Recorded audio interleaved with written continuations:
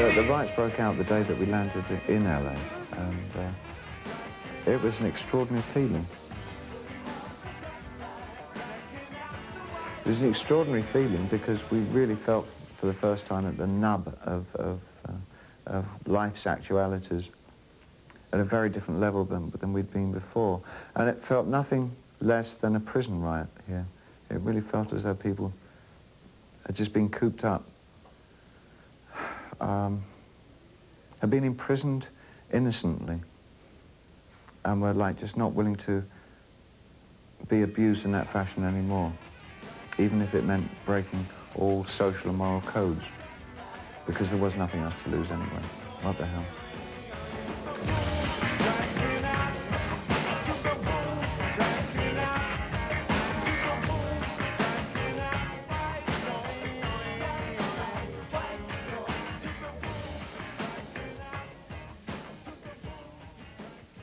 I think what it was that we both latched onto when we were talking is that there was something happening yet again to both dance music and popular music. There was a certain kind of formula creeping back into everything. And it's at those points you really want to try and break things open again. And we had this idea that there were certain elements of dance and R&B that we really liked. We had some ideas of throwing experimental stuff into that format. Burning up each other's love, burning up our lives. Tread up cans and working on miracle good night. Future falling empty, knocking on the door. Ragged limb and hungry mama, miracle no more. Oh, it's hard to take Niall out of a dance, man. I mean, he's totally into, he does all the clubs. He still does all the clubs. It's amazing. He'll finish a session and go off into the night. And then we'll see him the next day. And he's done 8 clubs. I don't know where he gets the stamina. Miracle good night, turn it around, make it alright. Nobody dancing. It was only make-believe. I wish there was a sailor. You know, when David and I talk, half of the time we get in these elaborate discussions about just different musical cultures and different sources of the music, different origins of the music before we even do anything. And because of his broad musical background and the type and the taste that he has, I know that it's going to be very, very exciting for me as a musician, but at the same time that there is a point of view. I mean, we are going someplace.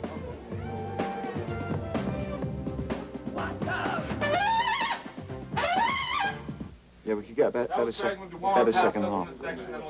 If left to my own devices, I will really go off at a tangent, and Niall can bring things back in a very sort of in a form that people will sort of assimilate easily.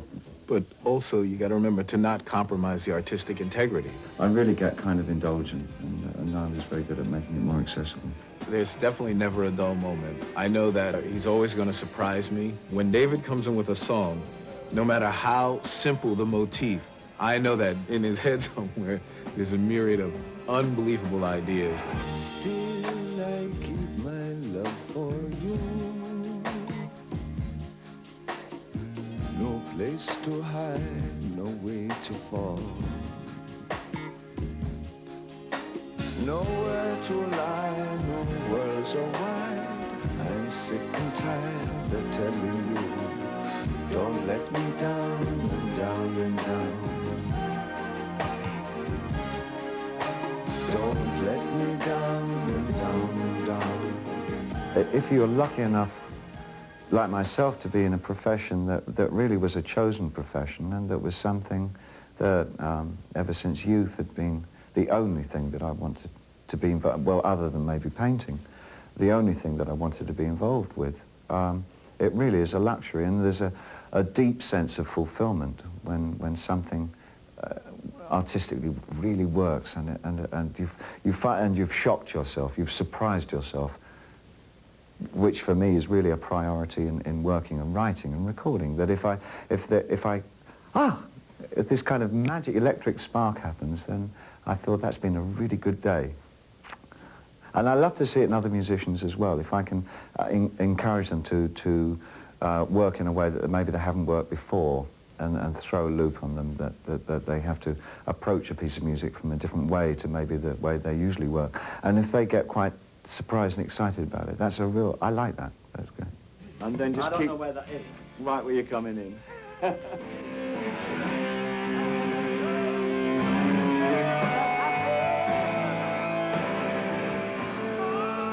It's the first real time that we've worked together in almost 20 years.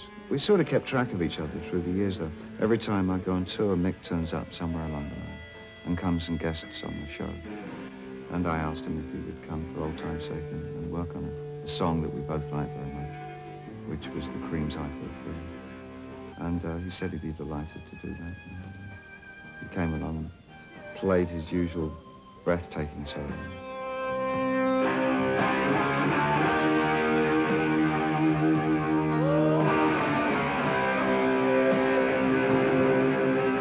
I mean, what you require from a solo player, unless you're a complete control freak, is you want somebody to interpret what they're hearing in their own way, and that gives the song a character of its own, and that's where it really becomes a collaboration.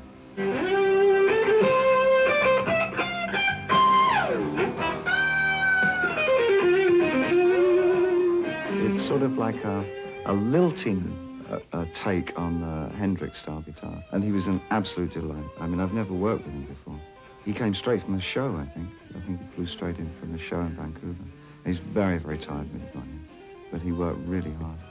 He was in the hotel room watching TV, and he saw I know Much Music, Music Plus, thanks to you guys. And one of our videos was on Midnight Blues, and he apparently liked it a lot and came to Toronto like in this heave saying, "Who is this wild tiger? I gotta meet him, and blah, blah, blah.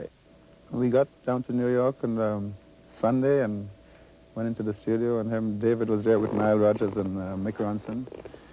And I was kind of intimidated because Mick Ronson was playing, and I'm saying, "Mick Ronson?" Ah! And then he was finished, and it's like, "Okay, your turn, T." And so I got in there, and I thought, well, let me just do what I do, you know. And I asked them, they wanted me to do a solo on one little part of the song. It's called "I Know It Will Happen." That's the name of the song. So I asked them to just like loop it, and I was outside in the thing over there with my guitar, just playing and practice and getting used to the chords and stuff. And after about 20 minutes, I signaled to them, "Okay, let's do a take now, guys. I'm ready. And they say, "Okay, just come in here for a second." So I came into the booth and decided playing the song for me. They were taping me all the time, and they says, "We got everything we need here, guys." So I'm going, wait a minute.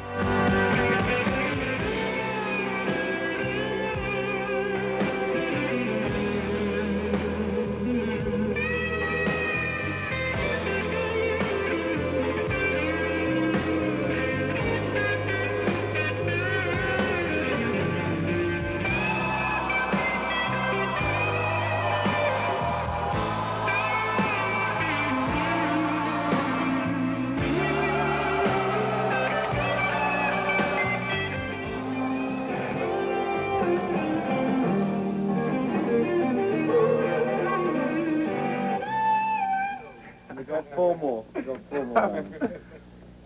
No, believe me, we got the stuff there. Yeah, absolutely positive. One of the major differences in the way that we're working this time, possibly because we're older, is that I think the sessions and the things that we do talk about are a lot more informed by our personal lives this time around than they were the last time around. In the early 80s, I think we were more sort of hip to that sounds were very much almost the entire substance of our life and the music itself. I think in the 10 years subsequently, one's sort of grown and matured a bit more, and one's personal life starts to mean a lot more to oneself. And I think those things come up, and that starts being reflected in the music. It certainly has an impact on the music.